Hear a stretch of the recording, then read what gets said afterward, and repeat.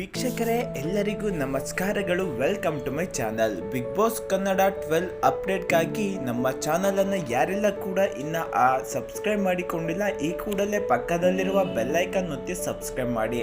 ಹಾಗೆ ಈ ವಿಡಿಯೋಗೊಂದು ಲೈಕ್ ಕೊಟ್ಟು ಶೇರ್ ಮಾಡಿ.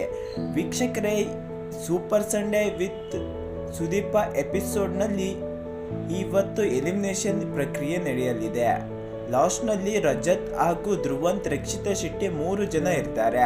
ಆದರೆ ಅದರಲ್ಲಿ ಧ್ರುವಂತ್ ಹಾಗೂ ರಕ್ಷಿತಾ ಶೆಟ್ಟಿ ಮನೆಯಿಂದ ಹೊರಬರಲಿದ್ದಾರೆ.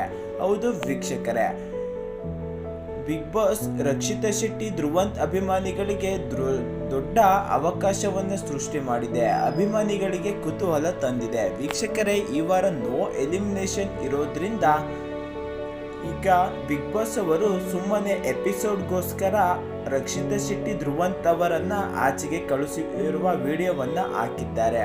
ವೀಕ್ಷಕರೇ, ಏಕೆಂದರೆ ಈ ವಾರ ವೋಟಿಂಗ್ ಲೈನ್ ಅಪ್ ಓಪನ್ ಆಗಿರಲಿಲ್ಲ.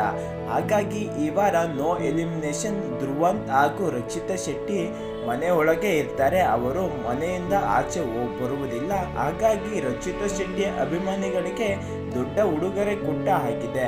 ಹಾಗೆ ಯಾರೆಲ್ಲ ಕೂಡ ರಕ್ಷಿತಾ ಶೆಟ್ಟಿ ಅಭಿಮಾನಿಗಳಿದ್ದೀರಾ, ತಪ್ಪದೇ ಈ ವಿಡಿಯೋಗೆ ಲೈಕ್ ಕೊಟ್ಟು ಶೇರ್ ಮಾಡಿ.